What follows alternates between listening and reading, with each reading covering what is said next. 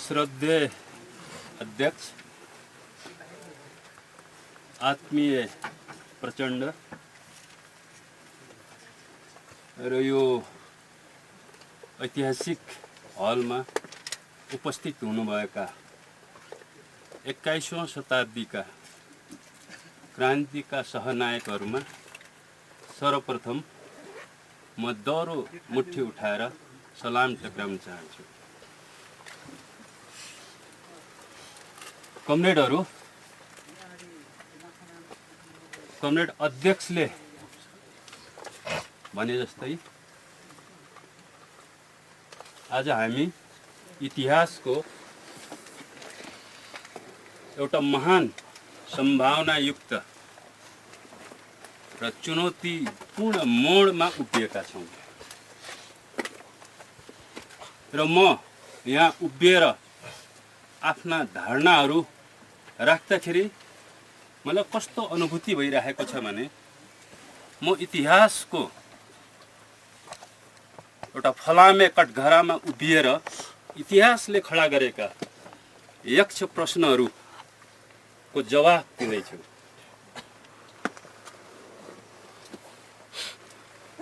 र यो कठघरामा उभिएर इतिहासले मलाई सोधेका दुईवटा प्रश्नहरूको उत्तर म यहाँ दिन चाहन्छु। हाम्रो अध्यक्षले भने जस्तै हाम्रो क्रान्तिको, विश्व क्रान्तिको भविष्य, यी यक्ष प्रश्नहरूको उत्तर हामी कसरी दिन्छौँ भन्ने कुरामा निहित छ। ती दुई यक्ष प्रश्नहरू के हुन्? इतिहासले मेरो अगाडि खडा गरेका मलाई लाग्छ पहिलो अध्यक्ष कमरेडद्वारा प्रस्तुत डकुमेन्ट अथवा भनौँ त्यसले खडा गरेका प्रश्न मेरो अगाडि, त्यसको जवाफ के हो? मैले यो डकुमेन्टले उठाएका यक्ष प्रश्नहरूको जवाफ दिनुपर्छ। दोस्रो चाहिँ यक्ष प्रश्न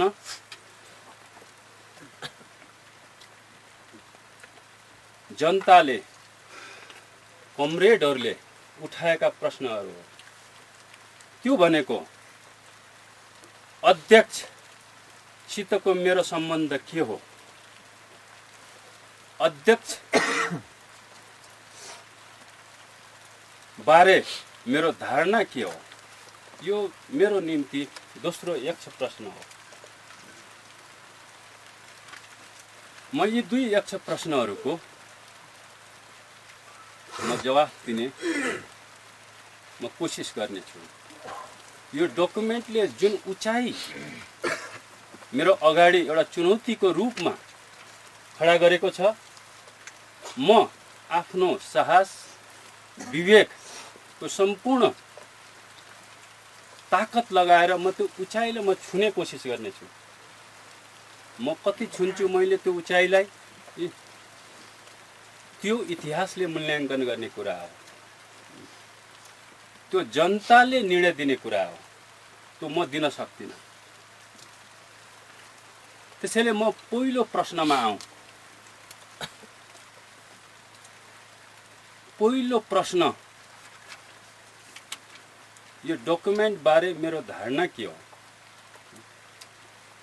मैले यो डकुमेन्टले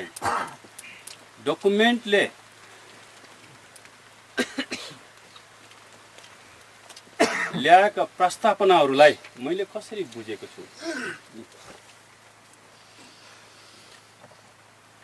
पहिला म त्यो सवालमा जाउँ। मैले यो डकुमेन्टलाई, जस्तै कि कमरेड जेबीले भन्नुभयो, यो 21औं शताब्दीको कम्युनिस्ट घोषणापत्रको प्रस्तावना हो। म उहाँको यो धारणासित पूर्ण सहमत छु, तर म विषयलाई म आफ्नो ढङ्गले प्रस्तुत गर्न चाहन्छु। यो 21औं शताब्दीको मालेमाको सारांश हो। यो मार्क्सवाद लेनिनवाद माओवादको फ्युजन हो। यो डकुमेन्ट यो एउटा महान छलाङ हो, यो फड्को हो। यो महान सुरुवात पनि हो अर्कोतिरबाट हेर्दाखेरि।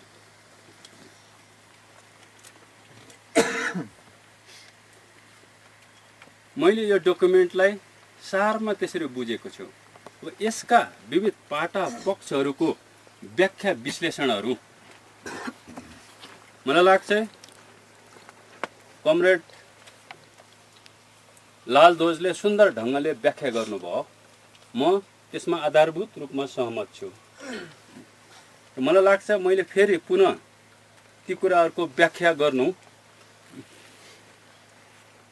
समयको दुरुपयोग हुनेछ भन्ने मलाई लाग्छ र यसको प्राधिकारपूर्ण र यसको आधिकारिक व्याख्या यसको प्रस्तावकले नै गर्नुहुनेछ लास्टमा। खालि मैले यहाँ उभिएको त्यो डकुमेन्टको सारसित त्यसको निष्कर्षसित म सहमत छु कि छैन, मेरो स्थिति के हो, यसले स्थापित गरेका सैद्धान्तिक राजनैतिक र सङ्गठनात्मक मान्यताहरूसित मेरो चेतना त्यहाँ एकाकार भएको छ कि छैन, अथवा मेरो चेतना यो चेतनाको सहायक छ वा त्यसको बाधक छ। खालि मैले त्यसको स्पष्टीकरण दिनको निम्ति मात्र म यहाँ उभिएको हुँ, त्यसको व्याख्याको निम्ति होइन। त्यसैले मैले सर्वप्रथम यो डकुमेन्ट प्रति वैचारिक, त्यसको राजनीतिक र त्यसको सङ्गठनात्मक सबै सन्दर्भमा, त्यसको दार्शनिक, त्यसको आर्थिक र त्यसको राजनीतिक तीनै आयाममा पूर्ण सहमत छु। सायद मैले ती प्रस्तावनाहरूको यहाँ धेरै व्याख्या गर्दाखेरि चाहिँ त्यो अलि अव्याख्या पनि होला।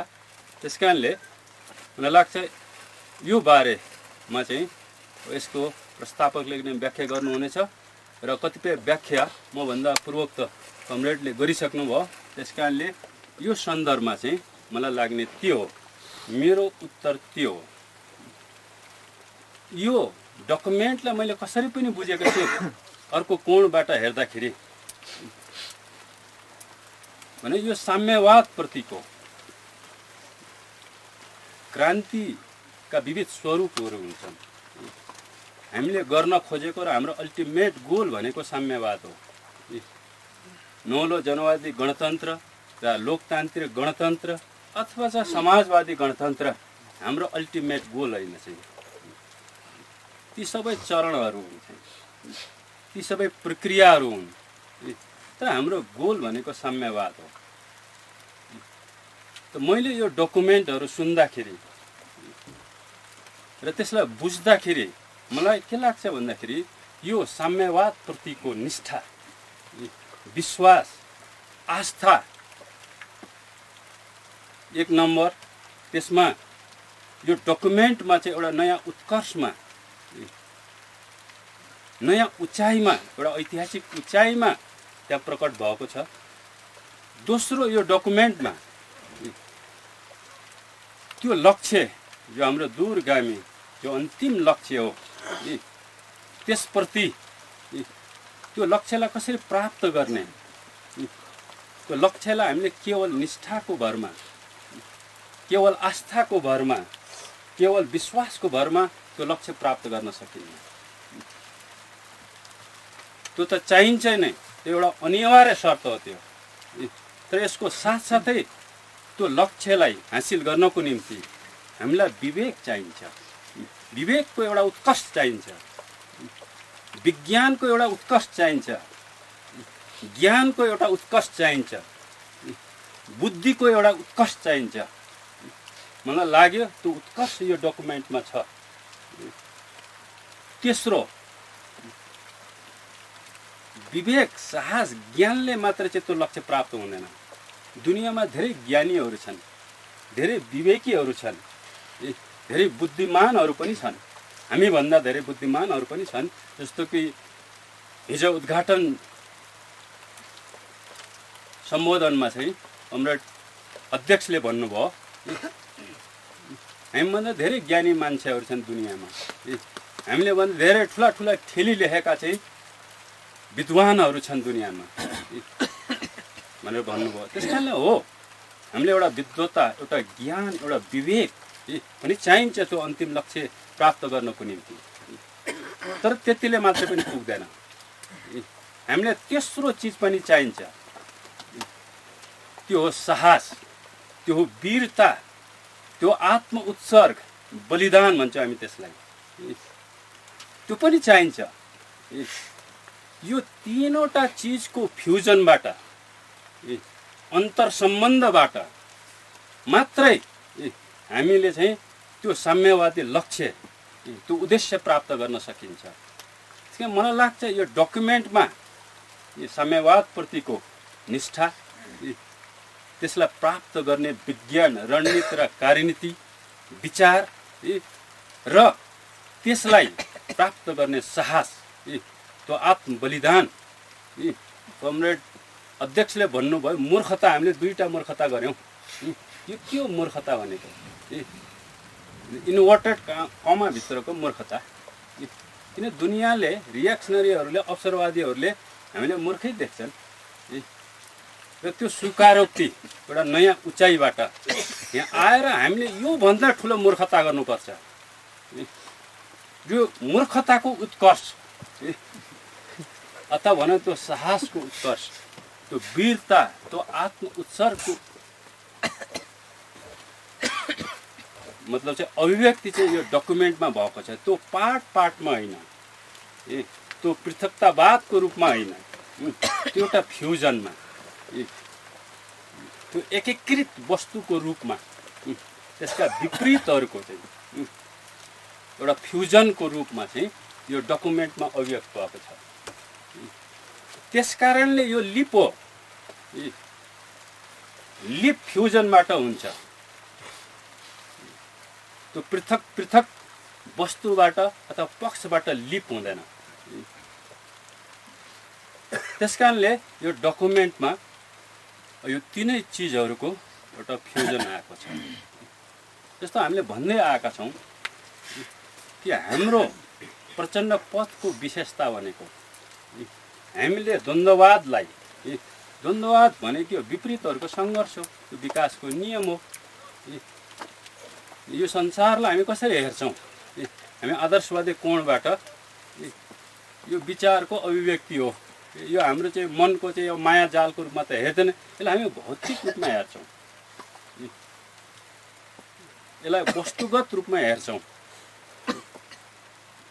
त्यसकारणले फेयरबागले भौतिकवाद लिएर आयो, एउटा उचाइमा उनले संश्लेषण गर्न खोजे। द्वन्द्ववादलाई हेगलले गर्न खोजे, तर त्यहाँ लिमिटेसनहरू थियो। हेगलको द्वन्द्ववादमा आदर्शवाद थियो, फेयरबागको चाहिँ भौतिकवादमा एउटा अधिभूतवाद थियो। त्यसले अन्ततः चाहिँ फेरि त्यसले आदर्शवादतिर लैजान्थ्यो। त्यसलाई अधिभूतवादी ढङ्गले चाहिँ त्यो विश्वलाई हेर्दाखेरि चाहिँ त्यसलाई विपरीतहरूको एकत्वको रूपमा त्यो वस्तुलाई, यो भौतिक जगतलाई नहेर्ने चाहिँ। त्यस कारणले मार्क्सको के हो त आविष्कार द्वन्द्वात्मक भौतिकवादमा भन्दा उनले फेयरबाग र हेगलका जो लिमिटेसनहरू थिए, जो अपूर्णताहरू थिए, जो उनीहरूले फ्युजन गर्न सकेका थिएनन्। पृथकतामा त उनीहरूले गरे, एउटा चाहिँ केही नयाँ चिज ल्याए उनीहरूले, तर उनीहरूले त्यसलाई फ्युजन गर्न सकेनन्। त्यस कारणले त्यो तिनीहरूले लिप हान्न सकेन। मार्क्सवादले किन लिप हान्यो, किन त्यसले द्वन्द्ववाद र भौतिकवादलाई चाहिँ फ्युजन गर्यो। तर मार्क्सको बेलाको चाहिँ दुनियाँ द्वन्द्वात्मक भौतिकवाद, लेनिनको बेलाको दुनियाँ र त्यो बेलाको द्वन्द्वात्मक भौतिकवाद र माओको बेलाको दुनियाँ र त्यस बेलाको चाहिँ द्वन्द्वात्मक भौतिकवाद अथवा भनौँ ऐतिहासिक भौतिकवाद भनौँ चाहिँ, र अहिले यो 21औं शताब्दीको दुनियाँ र यसको द्वन्द्वात्मक भौतिकवादमा गुणात्मक रूपमा चाहिँ भिन्नता आएको छ। दुनियाँलाई कसरी बुझ्ने, साम्राज्यवादलाई बुझ्ने भनेको त आजको दुनियाँलाई बुझ्ने हो। सामन्तवाद त हिजो पनि थियो, पुँजीवाद त हिजो पनि थियो, तर हिजोको पुँजीवाद सामन्तवाद र आजको सामन्तवादमा गुणात्मक रूपले भिन्न छ। अहिलेको दुनियाँ मुठीमा आउँछ, एउटा कम्प्युटरको चिप्समा आउँछ, यत्रो सानो भइसक्यो दुनियाँ। हिजो मार्क्सको पाला धेरै ठुलो थियो दुनियाँ, त्यसलाई मुठीमा लिन सकिँदैन थियो, र अहिलेको दुनियाँ मुठीमा छ। साम्राज्यवादको मुठीमा पनि छ र त्यो सर्वहाराको मुठीमा पनि छ। मुठीमा अटाउँछ त्यो, अब त त्योभन्दा पनि सानो हुँदै गइरहेछ। त्यो मुठीमा पनि चाहिँदैन चाहिँ, त्यसलाई त एउटा औँलाभित्र चाहिँ अट्ने टाइपको क्या। यो ढङ्गको यो दुनियाँ, यो वस्तु त्यस्तो केन्द्रित भयो, सङ्केन्द्रित भयो। त्यसका विपरीत पक्षहरू यति घनीभूत भए कि तिनीहरूलाई छुट्याउनै गाह्रो। प्रधान कुन हो, गौण कुन हो, मुख्य कुन हो, सहायक कुन हो भन्ने छुट्याउनु गाह्रो। अब आरसिपीहरूले भन्दा अहिलेको दुनियाँको अन्तर्विरोध के हो भन्दाखेरि उनले सोचे धेरै चाहिँ लाइब्रेरीमा खोजे तिनीहरूले चाहिँ दुनियाँलाई, र कहाँ पुगे लास्ट भन्दा फ्लक्स छ भने के, कहाँ चाहिँ फ्लक्समा जानु भन्दा अब प्रधानै छुट्याउन नसक्ने क्या। दुनियाँको प्रधान अन्तर्विरोध के हो, यस्तो चाहिँ मतलब गन्जागोलमा त्यो फस्यो। तर दुनियाँ जतिसुकै सानो भए पनि अथवा दुनियाँ जतिसुकै ठुलो भए पनि त्यसमा विपरीत पक्षहरू हुन्छन् र त्यो विपरीतहरूको एकत्रै हो दुनियाँ त फेरि।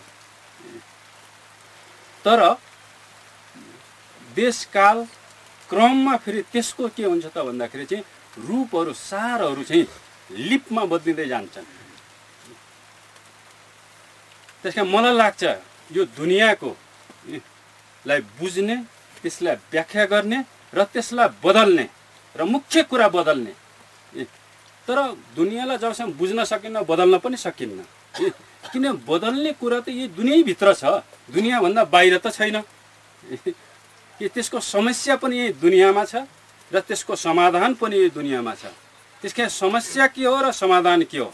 समस्या, आजको मुख्य समस्या भनेको साम्राज्यवाद हो र आजको मुख्य समाधान भनेको सर्वहारा वर्ग हो।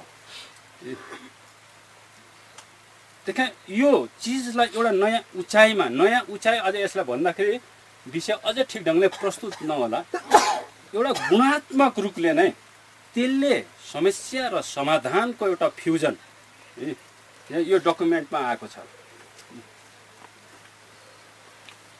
त्यसकारणले यहाँ अब पार्टी निर्माणका कुराहरू यो 21औं शताब्दीको साम्राज्यवादका विरुद्ध लड्ने पार्टी, सामन्तवादको विरुद्ध लड्ने पार्टी त सहायक भयो। अब त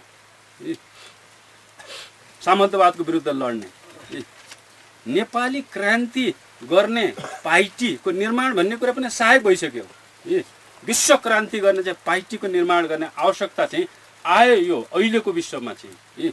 र त्यसो नगरिकन चाहिँ नेपाली क्रान्ति अथवा राष्ट्रिय क्रान्तिहरू पनि हुन सक्दैन।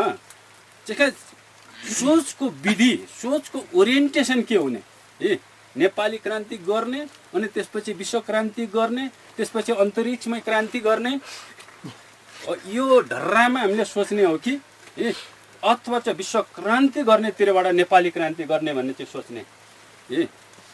हामीले चाहिँ नेपालको कम्युनिस्ट पार्टी बनाउने भन्ने कोणतिरबाट सोच्ने कि अब यो 21औं शताब्दीमा विश्व कम्युनिस्ट पार्टी बनाउने कोणतिरबाट चिजहरूको इनिसिएट गर्ने। भन्ने सवाल यसले उठाएको छ र सवाल मात्रै उठाएको छैन कि यसले समाधान पनि ल्याएको छ। त्यसकारणले यो लिपो, त्यसकारणले यो ग्रेट बिगिनिङ हो। त्यसकारणले यो 21औं शताब्दीको घोषणा पत्रको सारांश हो भनौँ चाहिँ अहिले। घोषणा पत्रै त नभनौँ, त्यसको सारांश हो। त्यस कारणले यो डकुमेन्टप्रति मेरो पूर्ण सहमति छ। यो डकुमेन्टको उचाइबाट हेर्दाखेरि मैले आफूलाई म धेरै तल देख्छु। अब यो डकुमेन्टको उचाइबाट हेर्दाखेरि चाहिँ आज मैले आफूलाई धेरै तल देख्छु। हिजोको डकुमेन्टको आधारबाट हेर्दाखेरि म आफूलाई धेरै माथि देख्छु। म धेरै अग्लो देख्छु आफूलाई। त्यसकारण अब कहाँ उभिएर आफूलाई देख्ने, आफ्नो हाइट नाप्ने भन्ने सवाल इतिहासले हाम्रो अगाडि ल्याइदिएको छ। मलाई लाग्छ म यो उचाइमा उठेर आफूलाई नाप्ने कोसिस म गर्दैछु। म कति उठेँ अथवा कति उठ्छु भने यो इतिहासले फैसला गर्ने कुरा हो। यो मैले मनोगत फैसला गर्ने कुरो होइन। त्यस कारणले अब यो डकुमेन्टको बारेमा संक्षेपमा म यति नै राखौँ सारांश, किनभने धेरै कुराहरू अब कमरेड लाल ध्वजले राखिसक्नु भएको हुनाले यसको व्याख्या विश्लेषणहरू अब त्यतातिर नजाउँ। र मलाई लागेको मेरो चेतनाले चाहिँ त्यसलाई ग्रहण गरेको, त्यसलाई अनुभूति भनौँ, त्यसलाई संश्लेषण भनौँ, अथवा त्यसलाई मेरो निष्कर्ष भनौँ, अथवा इतिहासले खडा गरेको चाहिँ जो यक्ष प्रश्नको उत्तर भनौँ, यो बारे मेरो यति नै हो चाहिँ। अब ठोस रूपमा, मूर्त रूपमा अहिले जनता, हाम्रो कार्यकर्ताहरू, हाम्रो सहयोद्धा कर्मीहरूमा को दिमागलाई खराब गरेको, उथल पुथल गरेको, शङ्का, जिज्ञासा, अविश्वास, आक्रोश अथवा भनौँ खुसी पनि भनौँ, त्यसको साथसाथै पैदा गरेको सवाल भनेको अध्यक्ष कमरेडसित चाहिँ मेरो सम्बन्ध के हो, अध्यक्ष प्रति अथवा हेडक्वार्टर प्रति भनौँ मेरो चाहिँ धारणा के हो, सम्बन्ध के हो भन्ने एउटा प्रश्न, र कमरेड प्रचण्ड प्रति मेरो धारणा के हो। मैले यसमा दुई भागमा बाँडेछु। उहाँसितको मेरो रिलेसन एउटा वस्तुगत ऐतिहासिक विकासमा हामीले हेर्नु पर्यो सम्बन्धहरूलाई। त्यो वस्तुगत जगतबाट, त्यो इतिहासबाट पृथक गरेर हेरिएपछि त्यो आदर्शवादी चाहिँ मूल्याङ्कन हुन्छ भन्ने लाग्छ। त्यसकारणले त्यहाँनिर मैले आफ्नो सम्बन्धहरूलाई हेर्दाखेरि हाम्रो दुईटा सम्बन्धहरू छन्। एउटा हाम्रो औपचारिक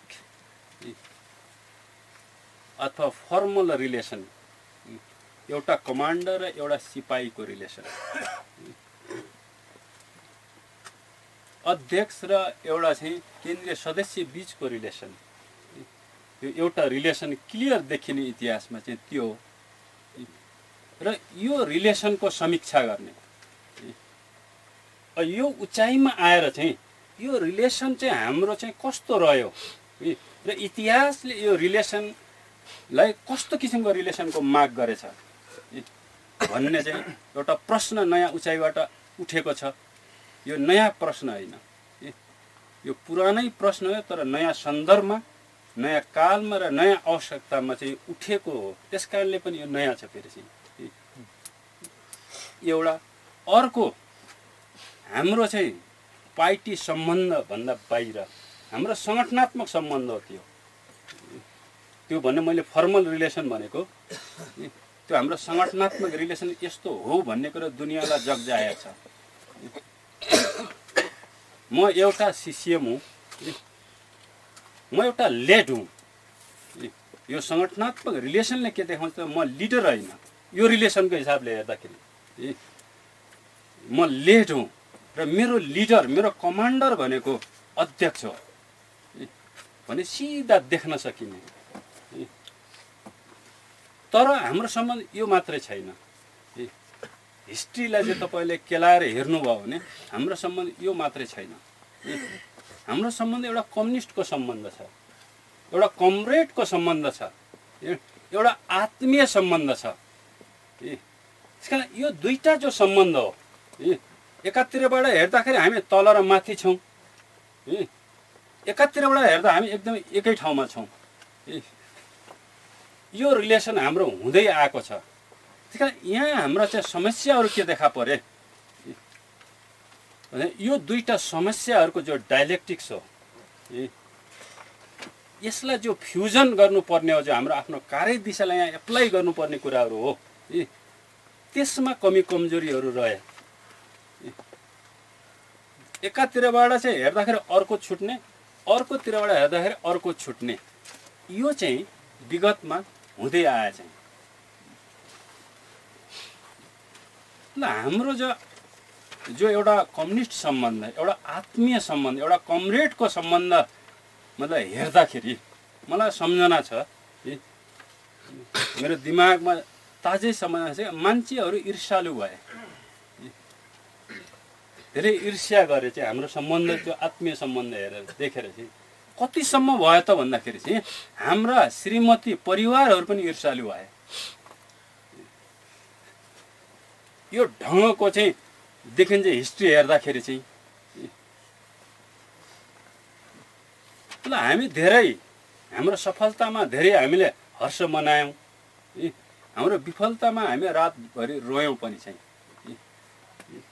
हामीले जनयुद्ध, एउटा नयाँ पार्टी, एउटा नयाँ सेना, एउटा नयाँ मोर्चा कसरी क्रिएट गर्ने भने हामी सिरानचोकमा पनि हामी चाहिँ तालिम गऱ्यौँ, हामी मनाङमा पनि पुग्यौँ, हामी यो सिस्ने जलजलाका भिरहरूमा पनि गोरेटो हामीले कोर्ने कोसिस गऱ्यौँ चाहिँ। त्यहाँदेखिको रिलेसन हो त्यो भीमसेन नगरदेखि मात्र होइन कि हाम्रो रामपुर, हामी नारायणको किनारदेखि चाहिँ हाम्रो रिलेसन सुरु भयो। त्यस कारण त्यहाँनिर त्यताबाट हेर्दाखेरि हामीले एउटा कम्युनिस्ट चाहिँ सङ्गठनबाट, एउटा अध्ययन मण्डलबाट हाम्रो रिलेसन सुरु भएको थियो र यो यहाँसम्म आइपुगेछ भनौँ न चाहिँ। त यो बिचमा धेरै जिगज्यागहरू आए चाहिँ। त यो हिस्ट्रीको यो क्रममा हामीले दुईवटा रिलेसनहरू हेर्छौँ र यो दुईटाको बिचमा होइन मतलब कन्ट्राडिक्सनहरू पनि भएका छन्। तिनी दुईटाहरू फ्युजन पनि भएका छन्। जुन बेला ती फ्युजन हुन्छन् त्यसले चिजलाई माथि लैजान्छ, जहाँ त्यहाँ डिफ्युजन हुन्छ त्यसले प्रब्लमहरू पनि ल्याएका छन्। यस्तो हाम्रो हुँदै आएछ। त्यो मलाई लाग्छ यो हाम्रो व्यक्तिगत रिलेसनको कुरा मात्रै होइन कि हामीले कस्तो कम्युनिस्ट पार्टी बनाउने। मार्क्स र एङ्गल्सको बिचको रिलेसन भनौँ। अब म एङ्गल्स हुँ भन्ने मेरो दाबी होइन। हिस्ट्रीमा चाहिँ एउटा पार्टी कसरी बनाउने, अहिले त झन् 21औं शताब्दीको पार्टी, त्यो त 19औं शताब्दीको चाहिँ कुराहरू थिए मार्क्सहरूको, त मार्क्स एङ्गल्सको रिलेसन, अथवा स्टालिनहरूको चाहिँ अब 20औं शताब्दीको होला स्टालिन लेनिनहरूको चाहिँ। तर हामीलाई यस्तो रिलेसन कमरेडहरूको बिचमा यो केवल चाहिँ प्रचण्ड चाहिँ बादल अथवा चाहिँ मतलब लालध्वजको बिचको मात्र रिलेसन जो रूपमा हामीले हेरिरहेका छौँ कि हामीले के हो त एकअर्काप्रतिको चाहिँ अन्तर सम्बन्ध, यसलाई कुन कुन कोणबाट हामीले हेर्न जरुरी छ चाहिँ। त्यसलाई हामीले फर्मल अर्थमा मात्र हेर्ने हो कि अथवा त्यसलाई इन्फर्मल रूपबाट पनि हेर्ने भन्दा एउटा कम्युनिस्ट आधारमा हामीले त्यसलाई सङ्गठनको आधारमा मात्रै हेर्ने कि हाम्रो विचारको आधारमा मात्रै हेर्ने हो चाहिँ। कम्युनिस्ट विचारको आधारमा हेर्ने र कम्युनिस्ट सङ्गठनको आधारबाट हेर्ने सम्बन्धहरू चाहिँ। त यी अन्तर सम्बन्धहरूलाई एउटा नयाँ उचाइमा उठाउनु पर्ने। पेटी बुर्जासम्म त बेग्लै किताको कुरा भयो चाहिँ। त एउटा सरवारा बिचको सम्बन्धलाई यो 21औं शताब्दीमा कसरी परिभाषित गर्न जरुरी छ चाहिँ, कसरी डेभलप गर्न जरुरी छ भन्ने सवाल हो भन्ने मलाई लाग्छ।